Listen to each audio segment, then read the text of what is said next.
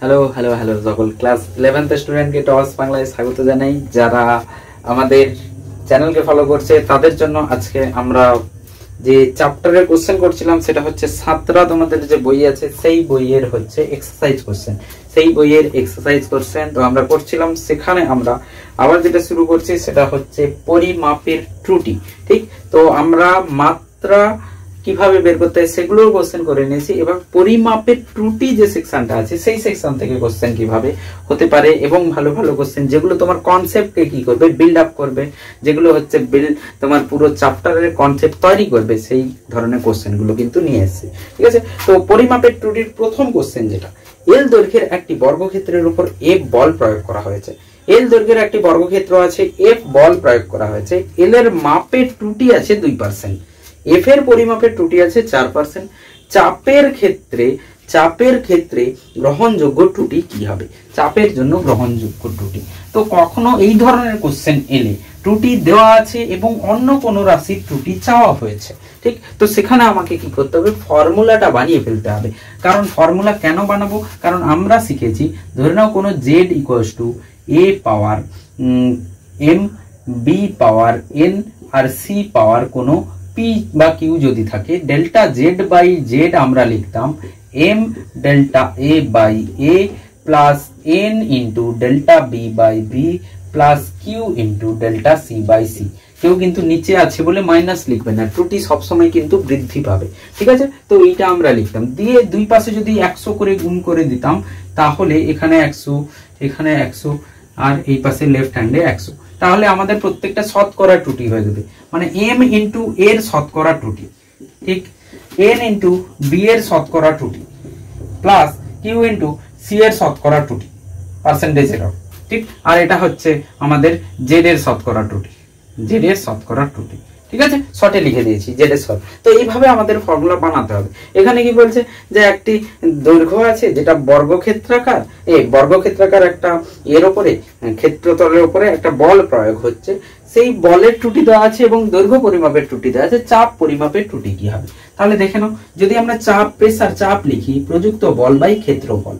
ঠিক আছে, তো প্রযুক্ত বল হচ্ছে এফ আর ক্ষেত্রফল আমাদের এল এর টার্মসে বাহু স্কোয়ার হয়ে যাবে এল স্কোয়ার, তাহলে চাপ হয়ে যাবে এফ বাই এল এর স্কোয়ার। ঠিক আছে, এই ফর্মুলা হচ্ছে এর সঙ্গে আমাকে তুলনা করতে হবে। তো ডেল্টা পি বাই পি লিখবো, delta P by P plus সমান ডেল্টা এফ বাই এফ প্লাসই লিখবো 2 into delta L by L. তো এদেরকে দুই পাশে 100 করে গুণ করে ফেললে delta P by P into 100, সেটাই delta F by F into 100 হবে plus 2 into delta L by 100 into 100। তো তাহলে কি হবে, পির শতকরা ত্রুটি সমান এফ এর শতকরা ত্রুটি প্লাস 2 ইন্টু দৈর্ঘ্যের শতকরা ত্রুটি। তো পি এর শতকরা ত্রুটি, চাপের যে শতকরা ত্রুটি হবে সেটা হয়ে যাবে বলের শতকরা ত্রুটি কত দেওয়া আছে 4% প্লাস 2 ইন্টু দৈর্ঘ্য পরিমাপের শতকরা ত্রুটি যেটা দেওয়া আছে সেটাও 2% দেওয়া আছে। তাহলে আমাদের অ্যান্সার হয়ে যাবে 8%, আমাদের অ্যান্সার হয়ে যাবে 8%, অপশন ডি হয়ে যাবে আমাদের। ঠিক, তো এইভাবে ফর্মুলা বানিয়ে এটাকে ব্যবহার করতে হবে। এই যে ফর্মুলা আমরা জানি এইটাকে আমাদেরকে কি করতে হবে, কাজে লাগাতে হবে। একটি তামার গোলককে উত্তপ্ত করলে সর্বাপেক্ষা বেশি শতকরা পরিবর্তন কোথায় দেখা যাবে?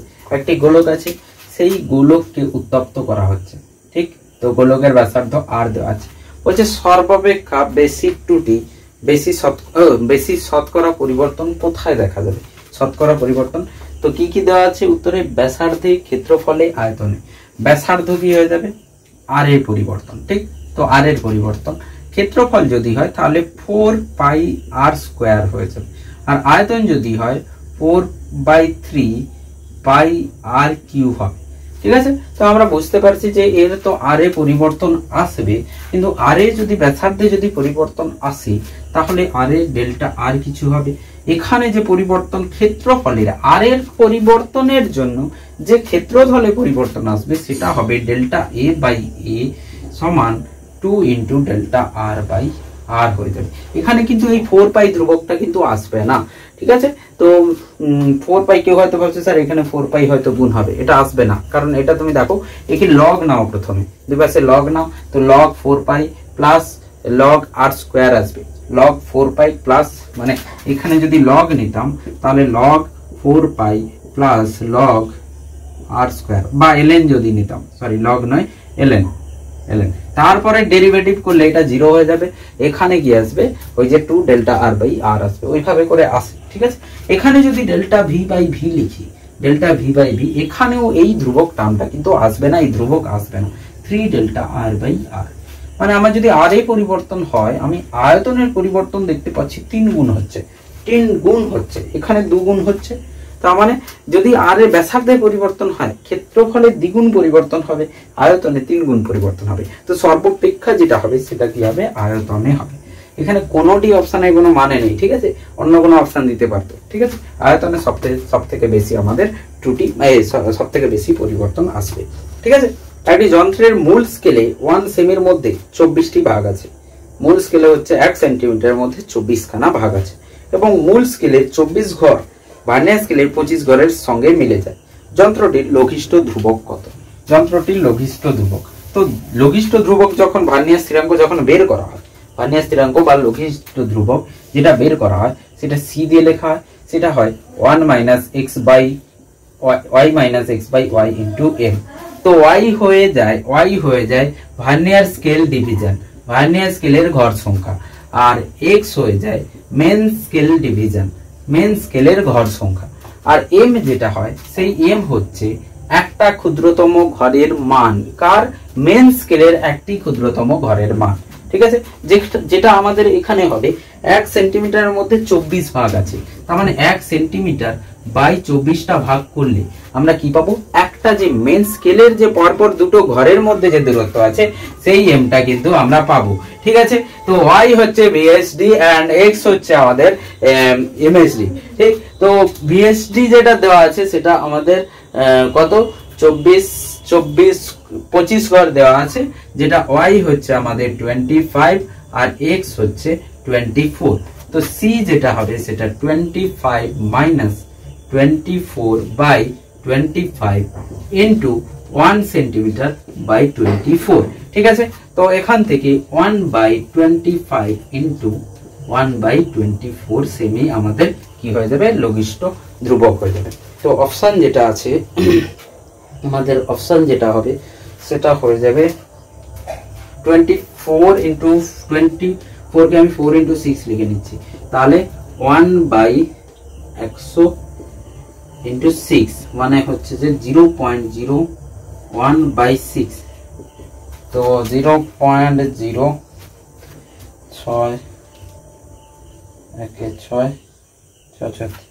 0.16 অ্যারাউন্ড যন্ত্রটির লঘিষ্ঠ ধ্রুবক 0.01 বাই 6, 0.01 বাই 6 কত আছে দেখো, 0.01 by 6, 0.01 divide by 0.01 divide by 6, যেটা আসবে আমাদের 0.0166, মানে আমি ধরতে পারি 0.00 এইখানে 2, 0.00 আমরা 2 কে অ্যাপ্রক্স আমরা ধরতে পারি।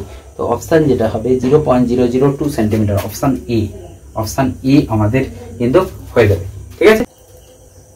তারপরে প্রশ্ন যেটা দেওয়া আছে সেটা বলছে একটি প্রাকৃতিক রাশির ফর্মুলা দেওয়া আছে, একটি প্রাকৃতিক রাশির ফর্মুলা দেওয়া আছে যেটা x = a square b cube c √d হলে abc এর শতকরা ত্রুটি দেওয়া আছে, তবে x এর শতকরা ত্রুটি কি হবে? এই ধরনের কোশ্চেন কিন্তু খুবই আসে, একটা সমীকরণ দিয়ে দেয়, সেই সমীকরণ দেওয়ার পর একটা ফর্মুলা দিয়ে দেয়, সেই ফর্মুলা হচ্ছে অন্য কোনো ভৌত রাশির উপর নির্ভরশীল, ঠিক। এবার ফলে কি হবে, আমি যখন ত্রুটি লিখবো প্রত্যেকটা ত্রুটি কিন্তু আমার দরকার পড়বে। তো এখানে x যেটা লেখা আছে সেটা আমাকে দেওয়া আছে a square b cube by c √d, এটা দেওয়া আছে।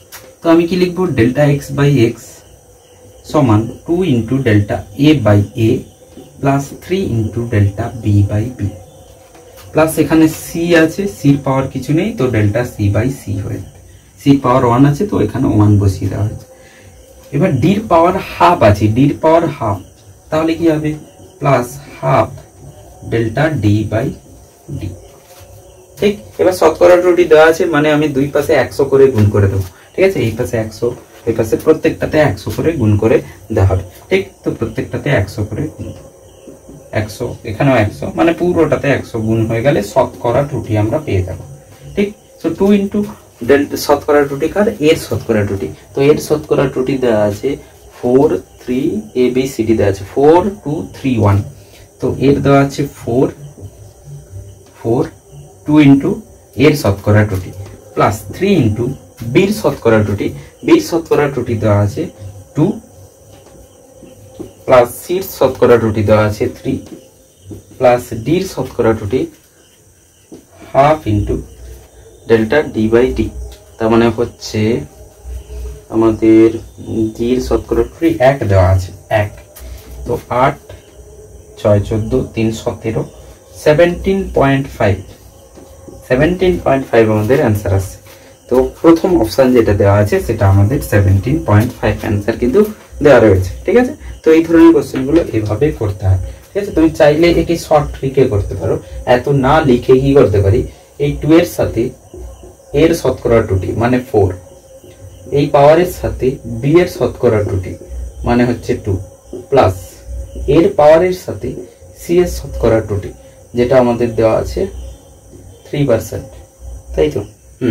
আর এটার পাওয়ারের সাথে এটা ডাইরেক্ট এভাবে লিখে নিতে পারে। ঠিক আছে, এভাবে না লিখে তুমি ডাইরেক্ট লিখে নিতে পারবে। ঠিক আছে, চলো নেক্সট কোশ্চেন। একটি চোঙের ভর পরিমাপ করে এম দেওয়া আছে 5 প্লাস 0.005 গ্রাম আর ভি দেওয়া আছে। চোঙের ঘনত্ব পরিমাপে ত্রুটি কত হবে? ঠিক আছে, দেখো কি দেওয়া আছে, আমাকে ভর দেওয়া আছে আর আয়তন দেওয়া আছে, ভর আর আয়তন দেওয়া আছে। ঠিক, এম দেওয়া আছে, এটা মুছে দিই। তো এম আর ভি দেওয়া রয়েছে। ঠিক আছে, ত্রুটির সাথে দেওয়া রয়েছে। তো এম হচ্ছে 5 প্লাস মাইনাস 0.005 গ্রাম। ঠিক আছে, ভি যেটা দেওয়া রয়েছে সেটা হয়েছে 4 প্লাস মাইনাস 0.02 মিটার কিউব, বাকি যে দেওয়া রয়েছে CC centimetre cube, 0.02 centimetre cube দেওয়া। এবার আমাকে কি চাই, ঘনত্ব চাই। তো ঘনত্ব কি হয়ে যাবে, ঘনত্ব ভর বাই আয়তন। ঠিক আছে, এটা হচ্ছে ঘনত্ব। এবার আমাকে চাইছে আয়তন, ঘনত্ব পরিমাপের ত্রুটি কি হবে। তো ঘনত্ব পরিমাপের ত্রুটি কি হবে, delta rho by rho equals to delta M by M plus delta V by V. ঠিক আছে, তো শতকরা ত্রুটি বা ভগ্নাংশ ত্রুটি চাইনি, ঘনত্ব পরিমাপের ত্রুটি পাশ, হ্যাঁ শতকরা ত্রুটি লেখা আছে। তার মানে দুই পাশে 100, delta rho by rho into 100 delta M by M into 100 শতকরা ত্রুটি delta V by V into 100। ঠিক, so delta M by M, এটাই তো ডেল্টা এম, এটাই হচ্ছে ডেল্টা এম। তো 0.005 বাই 5 ইন্টু 100 প্লাস আয়তন যেটা আছে সেটা হচ্ছে 0.02 বাই 4 ইন্টু 100।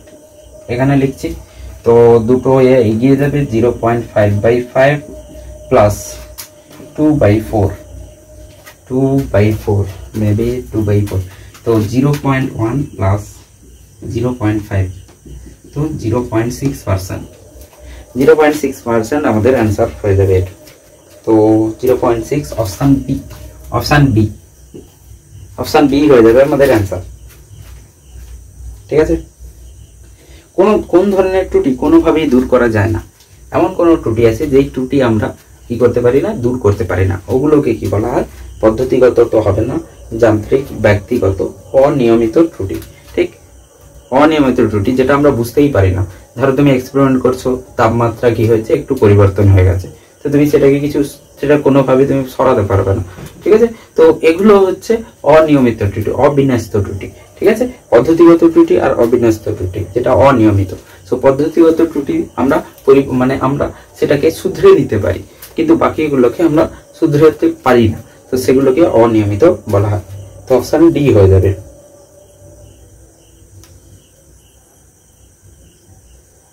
ঠিক, তারপর একটি গোলকের ব্যাসার্ধ পরিমাপের ত্রুটি 1%, ভর পরিমাপের ত্রুটি 3%, গোলকটির ঘনত্ব পরিমাপের ত্রুটি কত হবে? ঠিক, তো কি বলছে, গোলকের ব্যাসার্ধ পরিমাপের ত্রুটি দেওয়া আছে। একটি গোলকের ব্যাসার্ধ পরিমাপের ত্রুটি মানে delta R by R into 100 দেওয়া আছে। কত দেওয়া আছে? বলছে 1%, মানে এটাই 1, 100 করে দিয়েছি, মানে শুধু পার্সেন্ট 1টাই বসবে। 100 যদি না লিখতাম তাহলে 1/100 লিখতে হতো।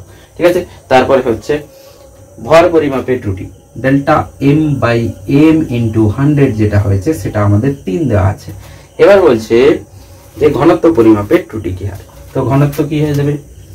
ঘনত্ব হয়ে যাবে এম বাই ভি। এবার কিন্তু ভির ত্রুটি দেওয়া নেই, আর এর ত্রুটি দেওয়া আছে।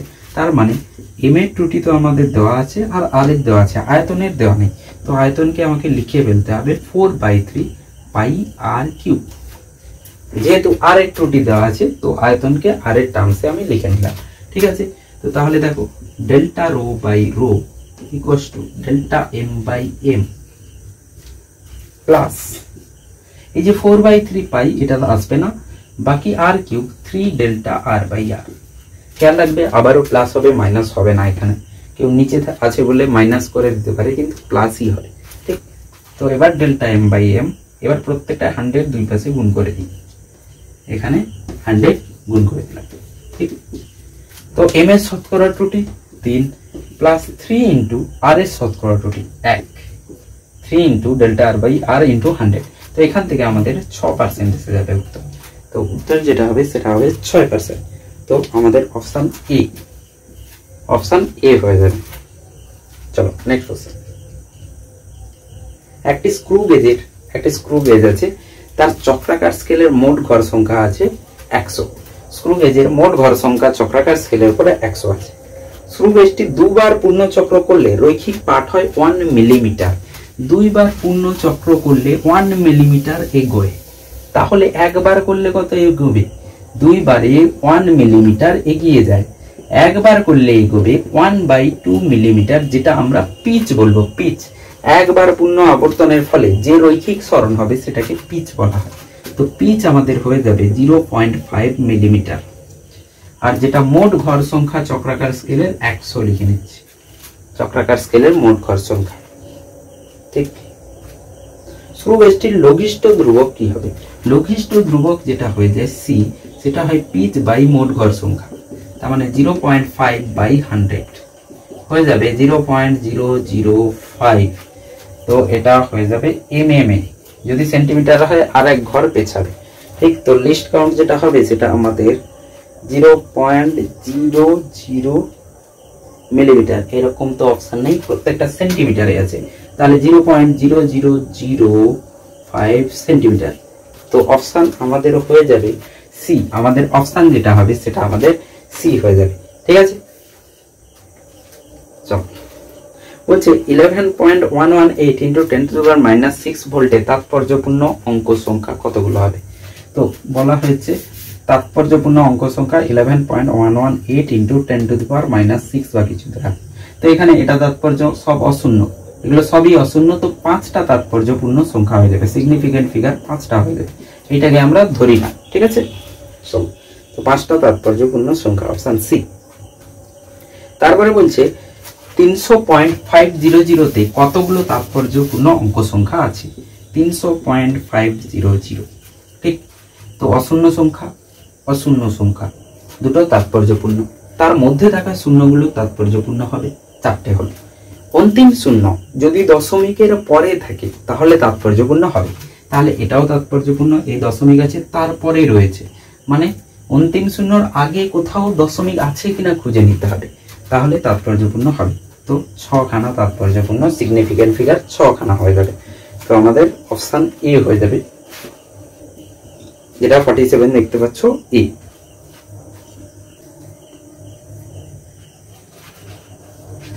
সঠিক অর্থপূর্ণ সংখ্যায় আমাকে এর মান লিখতে হবে। কার মান? একটা ভাগ দিয়েছে, সেই ভাগের মান আমাকে লিখতে হবে, যেটা হচ্ছে 3.897। যাকে ভাগ করা হয়েছে, না ভাগ নয়, যোগ করা হয়েছে 15.2। ঠিক আছে, এটাতে যোগ করা হয়েছে দেখে নিই একবার 3.897 15.2 ঠিক আছে।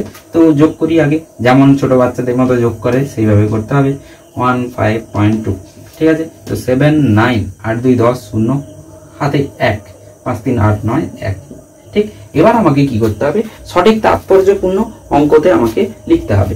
তাৎপর্যপূর্ণ অঙ্ক কি বলে, যে যোগ বা বিয়োগের সময় আমরা তাৎপর্যপূর্ণ অঙ্ক সংখ্যা দেখব না, আমরা কি করব, দশমিকের পর কতগুলো অঙ্ক আছে দেখব। তো উপরটাতে দশমিকের পরে 3টে অঙ্ক আছে, এখানে দশমিকের পর 1টি অঙ্ক রয়েছে। যেটা কম হবে, যে অঙ্ক সংখ্যা কম হবে উত্তরে, সেই সংখ্যক অঙ্ক সংখ্যা দশমিকের পরে থাকতে হবে।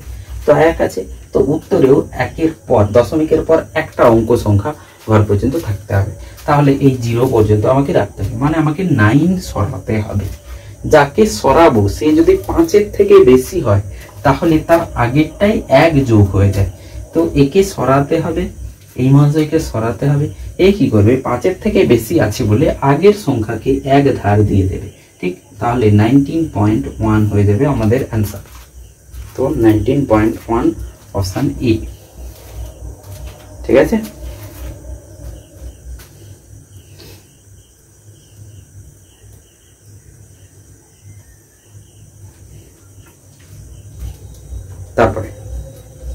তারপর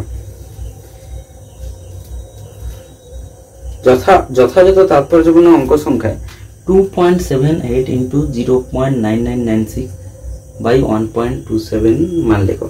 আচ্ছা, এই যে কোশ্চেনটা দেখতে পাচ্ছ, এখানে তুমি ভাগ করবে, ভাগ করাবো তোমাকে কি করতে হবে দেখো লেখা আছে। আমি কিন্তু আসল ভাগ করব না, আমি দেখছি, আমি তোমাদের বলে দিচ্ছি কি করতে হবে। 2.78 ইন্টু 0.9996 দেওয়া আছে, তাই তো 0.9996 1.527 আমাদের দেওয়া আছে। এটা আমরা করবো কিভাবে, তোমরা পুরো সলভ করবে, প্রথমে গুণ করবে, তারপরে ভাগ করবে, দিয়ে যে উত্তর আসবে তোমাদেরকে কি করতে হবে, গুণ বা ভাগের সময় যে নিয়ম বলে যে প্রত্যেকটা যে সংখ্যা আছে তার সিগনিফিকেন্ট ফিগার বা তাৎপর্যপূর্ণ অঙ্ক সংখ্যা দেখতে হবে। এটাতে 3টে আছে, এটাতে 1 2 3 4 4টে আছে, এটাতেও 4টে আছে। তো ভাগের বা এইসব এই যে গুণ বা ভাগ করার পর যে উত্তর বেরোবে সেটাতে যেন 3টে সিগনিফিকেন্ট ফিগার থাকে। তাহলে তোমাকে কি করতে হবে, আসন্ন মানে বের করতে হবে। আমি ক্যালকুলেটরে করছি, দিয়ে বলছি তোমাদের অ্যান্সারের সাথে মিলে কিনা দেখো। তো আমাদের যেটা আছে 2.78 ইন্টু 0.9996 ঠিক, দেখি এন্টার করে 2.778 ভাজিতক একে ভাগ করে দিচ্ছি কত দিয়ে, 1.527 কত আসছে দেখি, 1.81984 ঠিক আছে, এটা এসছে। এবার আমার 3টে সিগনিফিকেন্ট 3টে তাৎপর্যপূর্ণ অঙ্ক সংখ্যাই ছিল, তো উত্তরেও 3টে তাৎপর্যপূর্ণ অঙ্ক সংখ্যা দরকার। তার মানে আমাকে 1 2 3 মানে 9টাকে সরিয়ে ফেলতে হবে, তারপরে এগুলো সরিয়ে ফেলতে হবে, ঠিক। তো 9 5-এর থেকে বেশি, তাহলে এখানে 1 যোগ হয়ে যাবে। তো 1.82 আমাদের অ্যান্সার হওয়া উচিত। দেখি অপশানে আছে কিনা, 1.82 অপশান এ আছে, অপশান এ আছে, ঠিক আছে। চল নিচে কোনটিতে তাৎপর্যপূর্ণ অঙ্ক সংখ্যা সব থেকে বেশি আছে, তো প্রথমটায় 0.005 ঠিক, 0.005 প্রাথমিক শূন্য কোনোদিনই তাৎপর্যপূর্ণ হয় না, তো এখানে একটা আসবে, একটি তাৎপর্যপূর্ণ অঙ্ক সংখ্যা। তারপর এটা 2.64 ইন্টু 10 টু দি পাওয়ার 13, তো পাওয়ার তো আসবে না, 1 2 3, তো সিগনিফিকেন্ট ফিগার এখানে 3 আছে। তারপরে অপশানে 0.006032 ঠিক, তো এটা হবে অশূন্য, এটা হবে অশূন্য, এটা হবে অশূন্য। অশূন্য অঙ্কের মাঝে থাকা শূন্য তাৎপর্যপূর্ণ, প্রাথমিক শূন্য তাৎপর্যপূর্ণ নয়, ঠিক। তাহলে সিগনিফিকেন্ট ফিগার 4টে রয়েছে। শেষেরটায় 6.5200, তো অশূন্য সংখ্যাগুলোকে আগে লাগিয়ে নিই, তারপরে অন্তিম শূন্যগুলো তাৎপর্যপূর্ণ হয় যদি দশমিকের পরে থাকে, তাহলে এটাও হবে, এটাও হবে, দশমিকের পরে আছে, ঠিক? তো 5খানা হয়ে যাবে। তো সব থেকে বেশি হচ্ছে ডি তে, সব থেকে বেশি হচ্ছে ডি তে আমাদের তাৎপর্যপূর্ণ অঙ্ক সংখ্যা।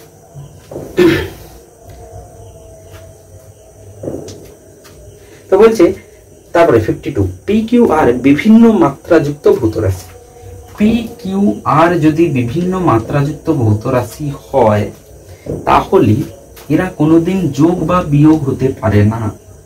এরা কোনোদিন যোগ বা বিয়োগ হতে পারে না। তুমি লিটারের সাথে কোনোদিন মিটারকে যোগ করতে পারবে না, এমএল এর সাথে কোনোদিন তুমি কেজি যোগ করতে পারবে না, ঠিক? কিন্তু গুণ করতে পারো। যে কোনো অভিন্ন মাত্রাযুক্ত ভৌত রাশিকে গুণ করা যাবে, ভাগ করা যাবে। ধরে নাও আমি বললাম বেগ মিটার পার সেকেন্ড, ভাগ হয়েছে দৈর্ঘ্য আর সময়, ভাগ হয়েছে, এটা হতে পারে। কিন্তু মিটার আর সেকেন্ড যোগ হবে না কোনোদিন, মিটার আর সেকেন্ড বিয়োগ হবে না কোনোদিন, কোনোদিন হতে পারে না। তো এখানে দেখতে হবে যে মাত্রাযুক্ত ভৌত রাশি কোনটি অর্থবহ ভৌত রাশি নয়, সেটাতে আমি খুঁজবো কোনটাতে প্লাস বা মাইনাস আছে। তো প্রথমটাতে মাইনাস আছে, P minus Q. P minus Q তো হতেই পারে না, হয়তো এ কেজি আছে, এ হয়তো লিটার আছে, কেজি আর লিটার কোনোদিন যোগ হতে পারে না, ঠিক আছে? চল, তো অপশন এ হয়ে যাবে, অপশন এ। একদম শেষে আরেকটি কোশ্চেন করব, যেটা হচ্ছে খুবই ইম্পর্টেন্ট। এই ধরনের কোশ্চেন কিন্তু আসে। কি কোশ্চেন বলছে যে আমরা সবসময় এম এল টি কে প্রাথমিক ভৌত রাশি ধরে মাত্রীয় সংকেত লিখি বা মাত্রা লিখি। এখানে কি করবে যে অন্য কোনো রাশিগুলোকে, লব্ধ রাশিগুলোকে বলবে যে ভৌত রাশি ধরো, ঠিক? তারপরে হচ্ছে ফর্মুলা বের করতে বলবে। ধরে নাও একটি কোশ্চেন যেটা দেখতে পাচ্ছ, গতিবেগ ভি, সময় টি এবং এফ কে মৌলিক রাশি হিসেবে ধরতে বলেছে। ধরে ঘনত্বের মাত্রীয় সংকেত জিজ্ঞেস করেছে। ঘনত্বের মাত্রীয় সংকেত আমাকে লিখতে হবে, ঠিক? তো বলছে গতিবেগ ভি, সময় টি আর হচ্ছে এফ কে ভৌত রাশি, বলকে প্রাথমিক ভৌত রাশি ধরতে বলেছে। দিয়ে হচ্ছে ঘনত্ব বের করো। তো ঘনত্ব সমানুপাতিক ভি পাওয়ার এক্স, ঠিক? আমরা যেভাবে ফর্মুলা ডিরাইভ করি, ঘনত্ব ভি এর উপর নির্ভর করছে, বাট কেমন নির্ভর করছে জানি না, পাওয়ার আমি এক্স নিয়েছি। ঘনত্ব নির্ভর করছে টি এর উপরে, ওয়াইতে আমি জানি না কেমন। ঘনত্ব নির্ভর করছে এফ এর উপরে, পাওয়ার জেড। এই তিনটাকে একসাথে যদি মেলে, তাহলে ঘনত্ব সমানুপাতিক V X T Y F Z, ঠিক? এবার কি করি, একে যদি সরিয়ে ফেলি, একটা মাত্রাহীন ধ্রুবক আমরা নিই, টি ওয়াই এফ জেড। তো সমমাত্রিক নীতি অনুসারে এলএচএস আর আরএচএস এর মাত্রা একই থাকবে। তার মানে রো এর মাত্রা আর এই পাশে এগুলোর মাত্রা, কে এর মাত্রা, V X T Y F Z এর মাত্রা একই থাকতে হবে, ঠিক আছে? এটা আমি মুছে দিচ্ছি। তো ঘনত্বের মাত্রা কি হয়ে যায়, ঘনত্ব কি হয়ে যায়, ভর বাই আয়তন, মানে এম বাই এল কিউব।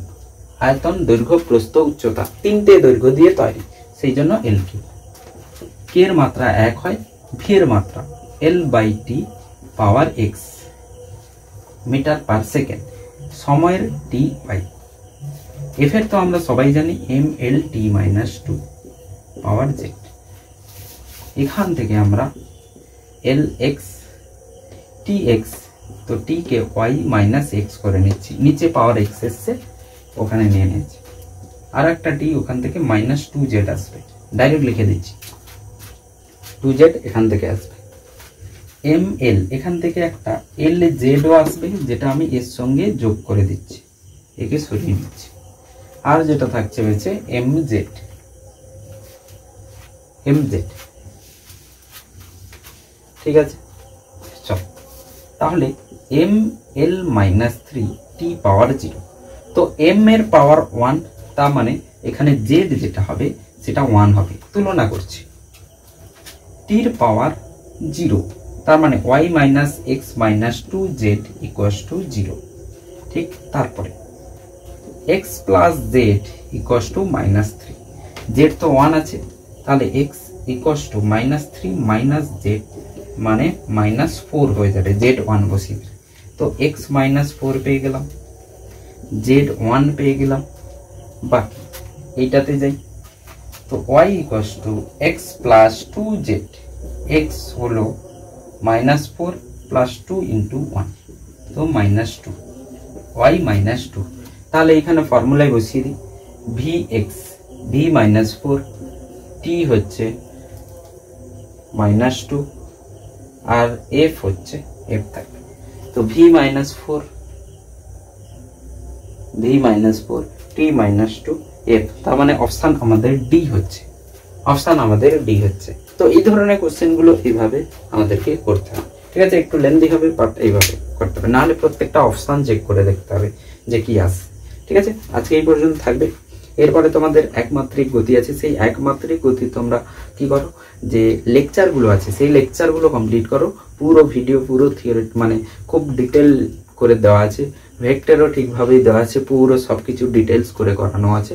তারপরে কি করবো, তোমরা এগুলো করে নিলে তারপরে আমরা ভেক্টর যে চ্যাপ্টার আছে সেই ভেক্টর চ্যাপ্টারের আর একমাত্রিক গতি যে চ্যাপ্টার আছে তাদের যে কোশ্চেন আছে সেই কোশ্চেন সিরিজ নিয়ে কিন্তু আসবো, ঠিক আছে। তো যারা যারা ফলো করছে তারা ফলো করতে থাকো, তোমাদের ভালো ভালো কোশ্চেন এবং কোশ্চেনের সাথে যে থিওরি আছে সেই থিওরি কিন্তু ভালোভাবেই বোঝানো হবে।